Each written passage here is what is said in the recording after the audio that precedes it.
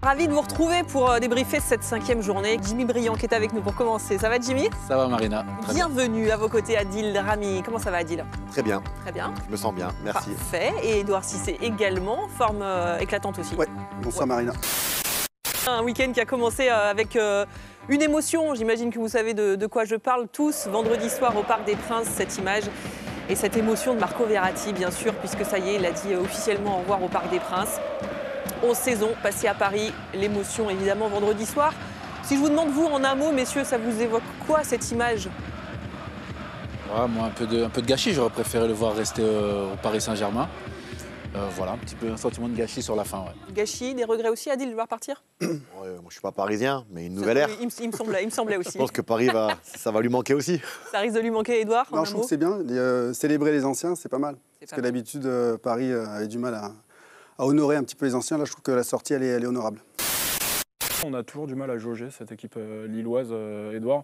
Toujours à boire et à manger dans les prestations. C'est une équipe séduisante à jouer, mais à voir jouer. Mais après, à un moment donné, en championnat comme en Coupe d'Europe, il faut bétonner un petit peu défensivement. Il faut arriver à être pas beau de temps en temps. Et c'est le bémol que j'ai sur cette équipe. Elle est agréable, elle a des occasions, elle a des super joueurs. Mais après, on reste parfois sur notre fin. C'est vrai que j'ai connu pas mal de choses, pas mal de clubs. Et je pense qu'à certains moments, il faut que j'arrive à faire comprendre certaines choses à mes coéquipiers. Comme je disais, arriver à gérer un match. Il y a des moments dans le match où il faut être plus calme, même s'il y a la pression, parce que là on joue à l'extérieur. On savait qu'avec ce 2-1, le public allait les aider, mais il faut qu'on reste calme.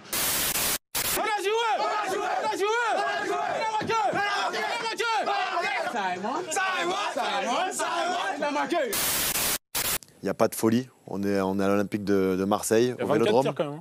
24 tirs, mais c'est pas. On les voit les tirs, ils sont pas dangereux. Quoi. Et puis pour mettre un petit peu de folie au Vélodrome, il nous faut des joueurs justement capables de prendre des risques. Mais le problème, c'est que ces joueurs-là capables de prendre des risques sont sur le banc. Je pense à Unai, je ne sais pas ce qui se passe avec Unai, mais c'est un joueur qui mérite de jouer par ses qualités.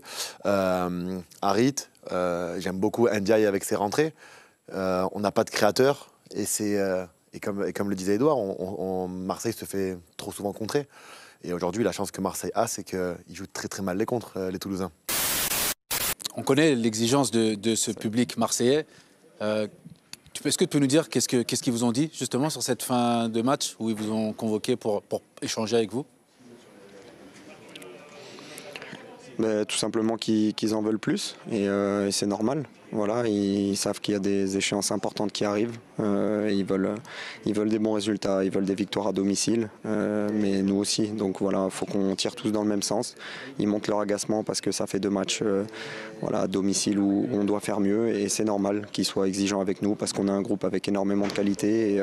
Et voilà, mais comme je le dis, il y a vraiment aucun tricheur dans ce groupe et je pense que ça se voit. Donc à force de travailler tous les jours, se dire les choses quand ça va bien, quand ça va pas, ça va forcément tirer tout le monde vers le haut et on va avoir de très bons résultats, j'en suis certain.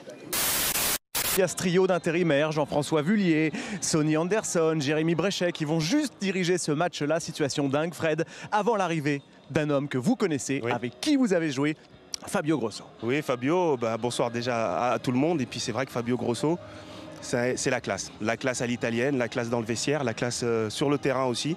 Rien ne prédestiné à être entraîneur. En tout cas, du temps où je l'ai connu. Vous le sentiez pas à l'époque? On ne le sentait pas du tout à l'époque. Par contre, après sa carrière, son retour à la Juventus, le fait d'avoir pris aussi la Primavera et ensuite une belle équipe italienne en Ligue 2 pour la faire monter en Ligue 1, je pense que c'est peut-être aussi le bon choix pour l'Olympique Lyonnais sur la fin de saison et voire plus tard sur le futur.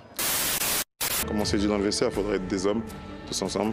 Parce que le groupe il est fait, donc il n'y a que nous qui pourrons sortir le Racing Club de Lens de cette situation. Vous perdez autant de matchs en 5 journées qu'en 38, c'est pas anecdotique. On sait qu'on va pas faire la même saison que l'année dernière, peut-être qu'elle va être très compliquée, peut-être jusqu'à la fin.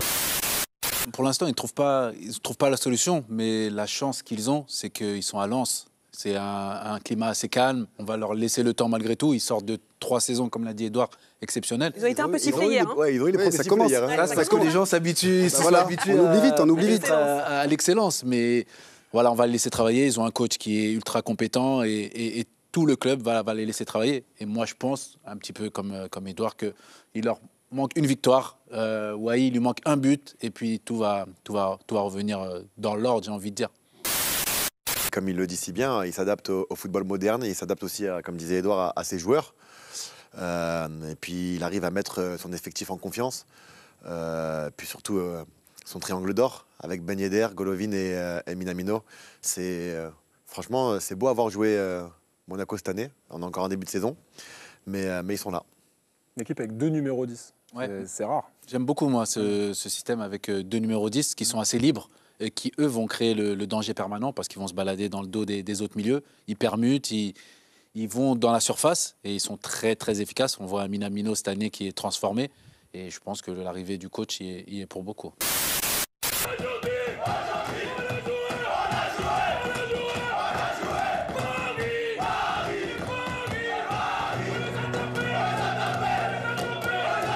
Il y a du 11 recrues avec un nouveau coach, une nouvelle idée. C'est sûr que voilà, on s'adapte petit à petit. Il ne faut pas oublier que nous sommes une nouvelle équipe. Il y a eu beaucoup de changements. Bon, il faut laisser un peu de temps de s'adapter. Le Nice de Francesco Farioli est toujours invaincu cette saison, mais pas question de s'enflammer, simplement savourer d'avoir conquis Paris le temps d'une soirée.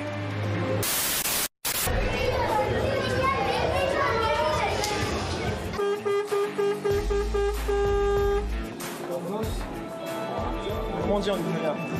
Diamant.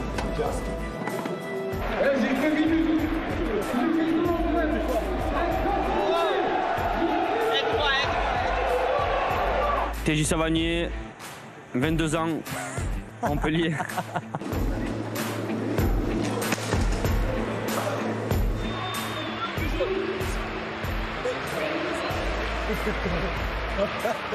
Bien parler, le micro sur le menton, Ok. du micro sur le menton. Super. Ok, je vais là.